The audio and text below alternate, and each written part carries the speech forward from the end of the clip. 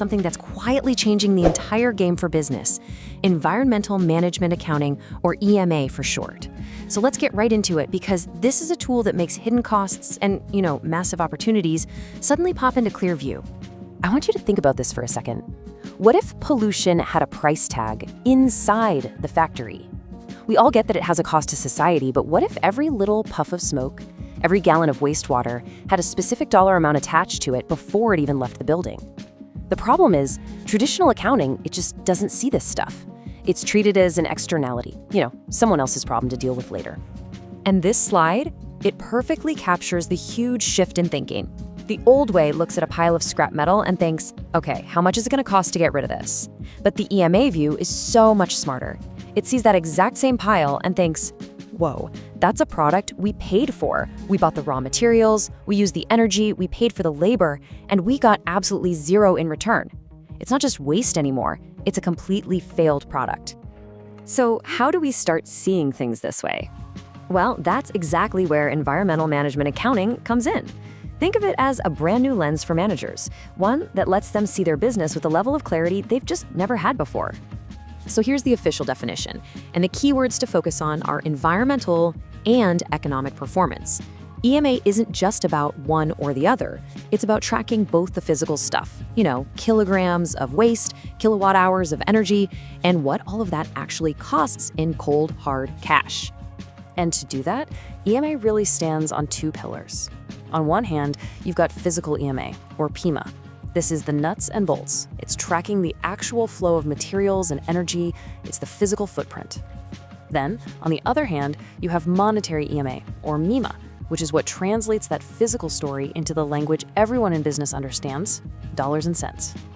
To put it as simply as possible, PEMA is like the detective that goes around your factory and finds where all the valuable resources are leaking out. Then, MEMA is the accountant who walks in and hands you the final bill for those leaks. You absolutely need both to see what's really going on. Okay, so let's get into how this really works, because the true power of EMA is its incredible ability to find costs that are normally just buried. It takes spending that was basically invisible and puts it right under a giant spotlight. This quote just nails the problem, doesn't it?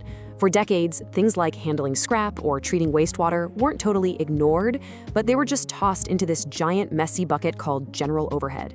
And when a cost is hidden in there, no single person feels responsible for it. So guess what? There's zero incentive for anyone to try and reduce it. Now, EMA gets really clever in how it organizes these costs. It splits them into two camps. You've got your proactive costs, right? Things like prevention, maybe redesigning a product so it uses less material, and detection, like monitoring your emissions. And then you have your reactive costs. Internal failure is dealing with waste inside your factory, and external failure, well, that's cleaning up a mess after it's already happened, or paying a fine. And which path you choose makes all the difference in the world. Look at this. The reactive company is just burning money on failure, constantly cleaning up messes. But the proactive company, they make a smart investment in prevention. Yeah, they might spend a little more upfront, but their total environmental cost is way, way lower in the long run. It's the classic choice: spend a little on fireproofing now, or spend a fortune on firefighting later. So how do you actually figure all this out? I mean, how would you calculate these costs accurately? Well, let's zoom in on one of the most powerful tools in the EMA kit: Material Flow Cost Accounting, or MFCA. This is where it all gets very real. MFCA is this incredibly meticulous method for tracking every single gram of material and every single dollar of cost as it moves through your entire production line. And listen, this isn't some niche, fringe idea. It's a globally recognized international standard, ISO 14051, which gives it serious credibility.